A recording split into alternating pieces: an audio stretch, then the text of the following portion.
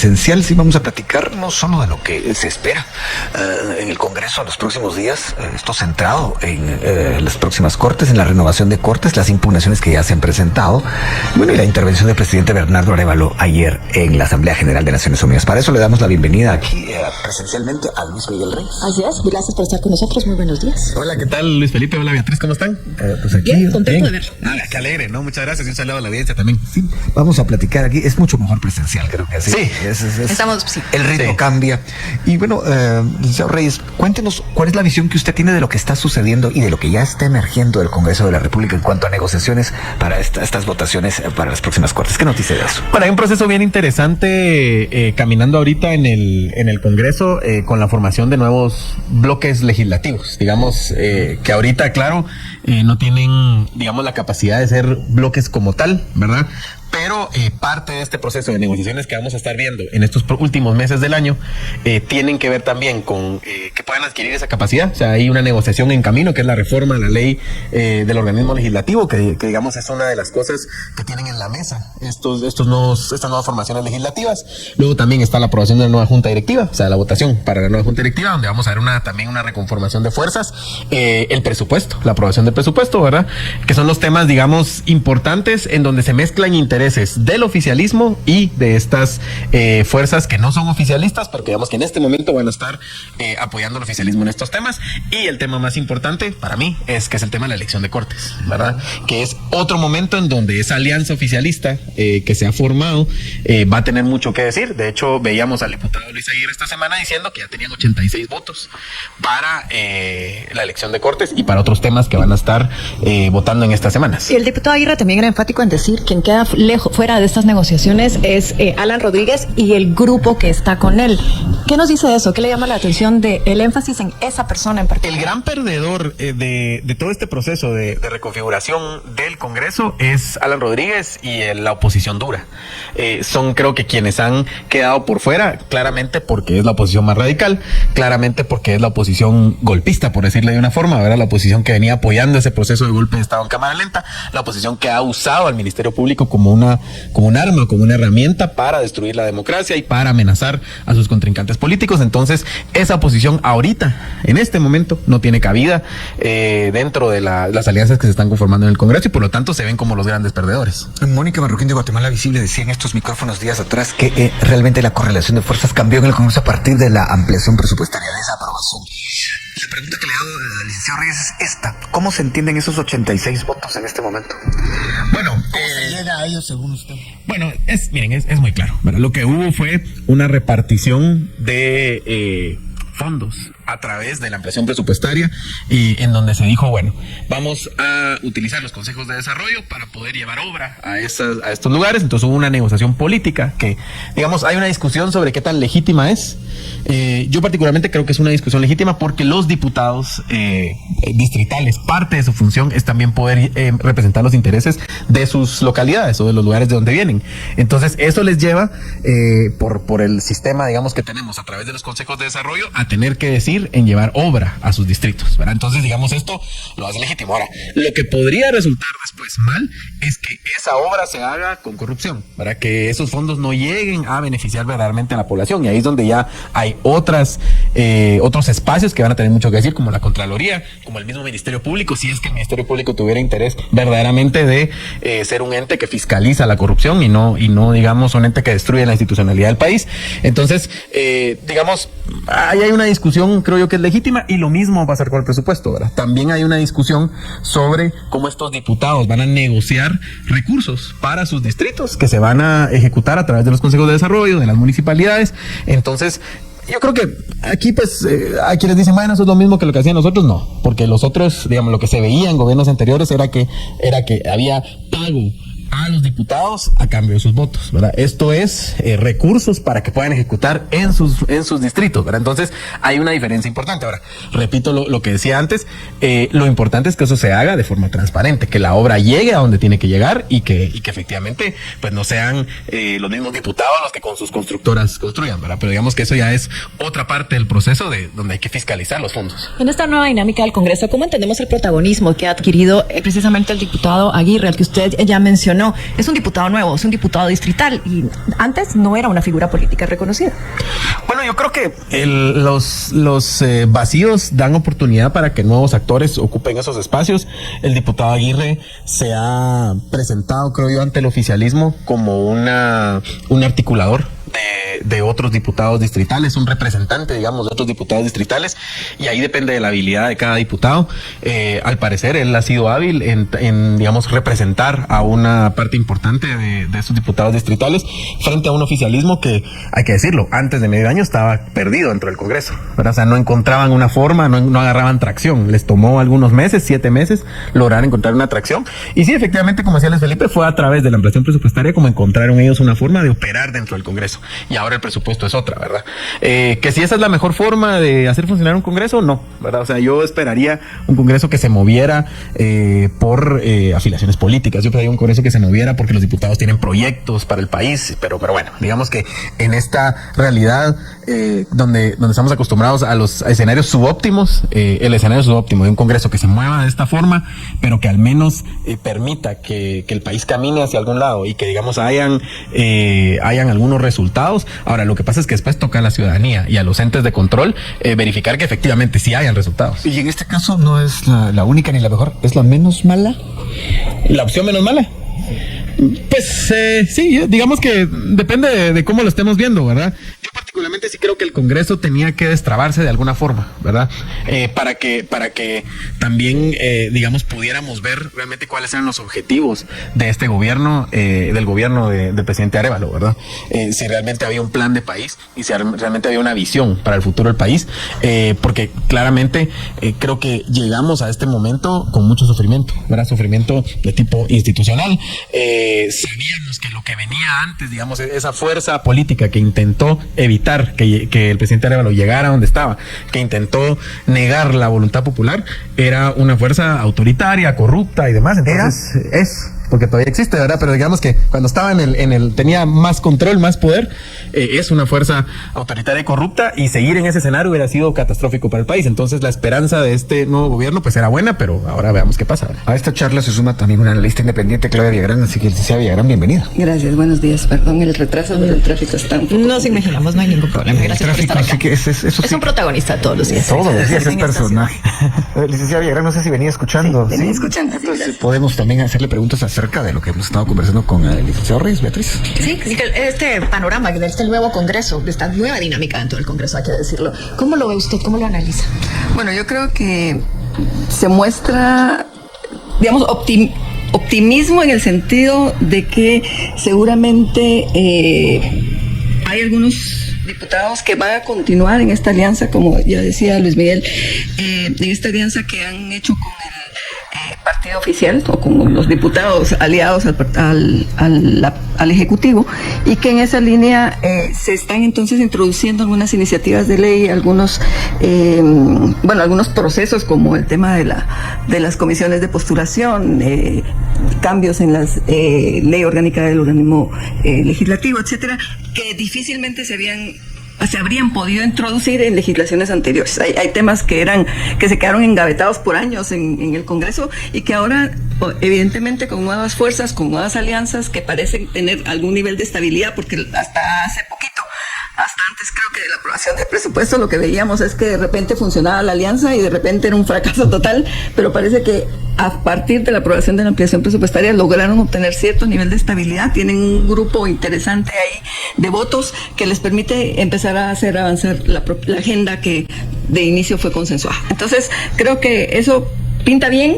Ojalá que efectivamente los intereses personales y de fuerzas que aquí le hemos llamado, tiene tantos nombres, pero muchas veces les llamamos a estas fuerzas, digamos, o antidemocráticas, si queremos decirle así, siguen empujando sin duda alguna, siguen haciendo esfuerzos, tienen medio paralizado, digamos, al Ministerio de Gobernación, al Ministerio de Relaciones Exteriores, a otros a través de las interpelaciones, y no creo que las vayan a soltar pronto, pero creo que lo positivo es que estamos viendo que la agenda avanza, que hay una alianza que se sostiene, y vamos a ver qué tanto pesa, y creo que la prueba va a ser en este momento con el tema de la elección de magistrados. Con dos analistas independientes estamos conversando acerca de esta coyuntura que incluye muchas cosas. Los analistas son Claudia Villagrán y Luis Miguel Reyes.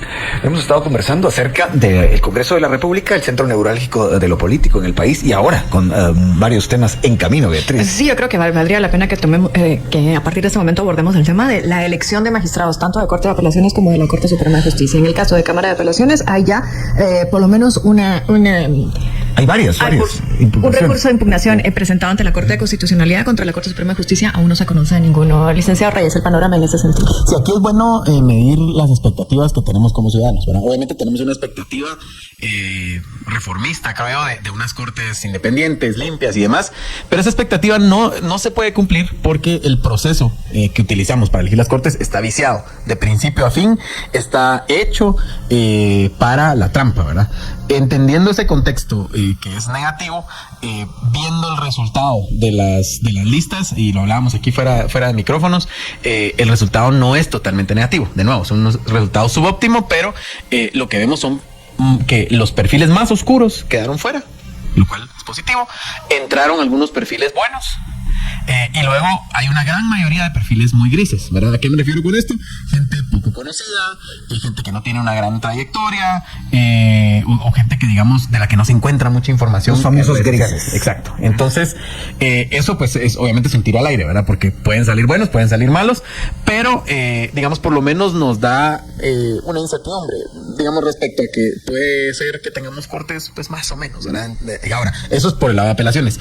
Por el lado de la Corte Suprema de Justicia, el panorama es similar, pero yo creo que lo importante ahí es ver que vamos a tener una corte fragmentada. O sea, no hay un grupo que tenga control total de la corte. Y eso podríamos verlo como positivo porque por lo menos, digamos, las decisiones complicadas van a necesitar una discusión dentro de la corte. Y eso, por ejemplo, en temas importantes como quitarle el antejuicio al presidente de la República, ¿verdad? Que sabemos que hay un interés claro de hacerlo de parte del Ministerio Público y que se lo han expresado desde el día 1 y que siguen en proceso. Pues ese tipo de cosas van a llevar un proceso de discusión muy, muy claro, y no todas las fuerzas dentro de la Corte van a ser golpistas, ¿verdad? Entonces, en ese sentido, yo creo que es interesante el panorama. Ahora depende también, porque el Congreso todavía tiene mucho que hacer, y todavía el Congreso, si hubiera voluntad, podría limpiar esa lista todavía más y dejar cortes, pues, mejorcitas de las esperadas. Pero aunque eso no pase, el escenario no es totalmente negativo, que era algo que se esperaba, porque el proceso está mal, y hay que reconocer el trabajo de esos comisionados que digamos, pusieron ahí la cara, que donaron su tiempo, dedicaron mucho tiempo, y me refiero particularmente al grupo de los decanos, ¿verdad? O sea, las universidades hoy sí se vio que jugaron un papel digno dentro de las comisiones de postulación desde el primer momento en el que dejaron a Walter Mazariegos afuera. O sea, ya esa primera acción de los rectores fue muy positiva.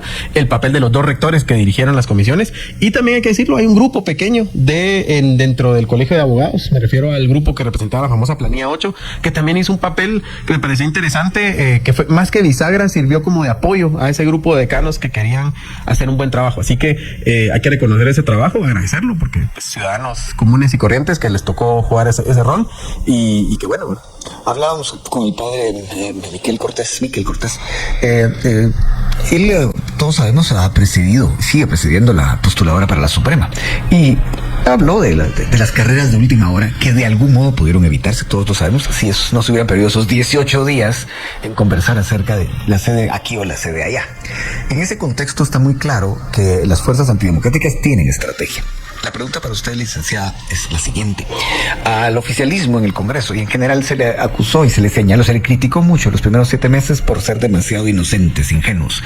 Y ahora se les critica porque se supone que están haciendo cosas que se hacían en el pasado. ¿Usted cómo ve eso? Yo lo que creo es que, la negociación es inevitable, ¿verdad? Y la pregunta del millón siempre es ¿con qué puede negociar cada quien? Y en el caso del Ejecutivo, lo que pasa es que tiene muy pocas vías de negociación, muy pocas cosas que ofrecer, digamos, al momento de negociar. Básicamente lo que tiene que ofrecer es el presupuesto, digamos, una negociación de ciertas cuotas del presupuesto para obra, y luego puestos de trabajo, que es, digamos, generalmente lo que hay, porque todo eso genera espacios de poder, todo eso genera información que luego es útil para todos los actores que se vinculan a ese ejercicio. Y la gente querría ver que, digamos, que se mantengan puros, por decirlo de alguna manera. En un régimen autoritario, ¿verdad? Entonces creo que fue importante ese reconocimiento que hizo al pueblo guatemalteco, porque digamos habló de los pueblos indígenas, pero habló en general, creo yo, de todas esas personas que se levantaron o que levantaron su voz para apoyar el proceso de transición democrática y lo duro que fue. Luego, el papel de Guatemala en el contexto internacional, que en este momento es muy relevante, particularmente viendo lo que está pasando en Estados Unidos. Digamos que hay una carrera presidencial que está muy peleada. Es impredecible. Impredecible, ¿verdad? O sea, todavía en este momento no se le puede declarar un ganador claro, ¿verdad? O sea, las encuestas, ¿verdad? Y los análisis que se hacen dicen van casi empatados. Algunos dicen un poquito más que Kamala Harris, pero en este momento están empatados. Y luego, digamos, en ese contexto, pues Guatemala no puede ser un actor disruptivo, ¿verdad? Y yo creo que el presidente Arevalo deja muy claro que no lo va a hacer, ¿verdad? O sea, que digamos, se mantiene firme a una política exterior acorde a los intereses de la región, a los intereses occidentales, a los intereses de Estados Unidos, digamos, por decirlo de una forma más simple. Y eso, digamos, en el contexto de gane quien gane en Estados Unidos, creo que es positivo para Guatemala, porque hay espacios donde no tenemos vela en los entierros, en los distintos que hay alrededor del mundo, y donde es mejor tener un papel que no sea tan disruptivo, que no haga que se quieran tener intervenciones más fuertes en este país, porque sabemos que nuestra democracia es muy frágil y que ese tipo de intervenciones pueden salir muy mal. Minutos. Sí, poco tiempo lo vamos a aprovechar. Sí, recordamos con quién estamos aquí conversando sobre la coyuntura. Con dos analistas independientes, con Luis Mías Reyes y con Claudia Viera. Nos quedamos en un tema que dejamos planteado. Gane quien gane en Estados Unidos, la situación en Guatemala, ¿cambia o no cambia, licenciada Viera? Seguramente tendrá cambios en formas, no sé qué tanto en fondos, en qué sentido lo digo. Obviamente los gobiernos que tienen una institucionalidad más fuerte, más estructurada, tienen planes de largo plazo. Es decir, no porque cambie la cabeza de gobierno, cambia toda la institucionalidad como estamos acostumbrados a verlo en el caso de Guatemala. Hay políticas que son políticas de Estado y que se siguen implementando independientemente del gobierno que esté. Sin embargo, seguramente hay énfasis que se hacen de forma distinta. Entonces, si el tema migratorio, que es el caballito de batalla de Donald Trump, por ejemplo, seguramente será uno de los temas en donde podríamos estar viendo cambios importantes, en donde se endurecen las políticas migratorias hacia Estados Unidos. Hay otro tipo de apoyos de la cooperación de Estados Unidos hacia organizaciones sociales, que posiblemente sufran algunas modificaciones si es que Trump llega a ganar las elecciones. A mí la parte que más me preocupa es ese empoderamiento que adquieren ciertos actores muy conservadores, muy de derecha, que sienten que porque Trump está ahí, entonces empiezan a dar muestras de fuerza localmente, algunas veces apoyados por grupos muy conservadores dentro de Estados Unidos, en otros casos, ¿verdad? Tienen acceso, a través de lobby y ejercicios de cabildeo que hacen en Estados Unidos, y eso obviamente le da esa percepción a muchos actores locales de que ahora, pueden hacer cosas porque van a estar respaldados por los grupos más conservadores de Estados Unidos. Esa es la parte donde yo sí creo que internamente puede tener un efecto negativo en el juego político. Pero después de eso, creo que somos un aliado importante en ese momento como país, porque la región está convulsa. En este momento, Costa Rica y Guatemala son las democracias más consolidadas con todas las fallas que tiene la nuestra, pero son las dos democracias más consolidadas de la región. Entonces, Estados Unidos tampoco va a zafarnos la alfombra, dicho en lenguaje común, pero porque no le conviene políticamente. Entonces, yo no me preocuparía tanto, salvo por ese elemento más de percepciones, en donde algunos actores pueden sacar la cara porque se sienten más envalentonados que antes.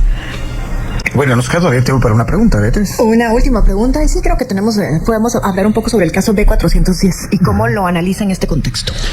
Bueno, es un caso que lo hablábamos también, al que se le ha dado poca atención, creo yo. O sea, no se le ha dado la suficiente atención, ¿verdad? Porque estamos hablando de, primero, el caso de defraudación tributaria más grande de la historia de este país, ¿verdad? O sea, ya eso nos debería decir algo. Pero además va amarrado, porque recordemos que lo presentó la SAT, el Ministerio Público. Entonces, por eso hablamos de defraudación tributaria.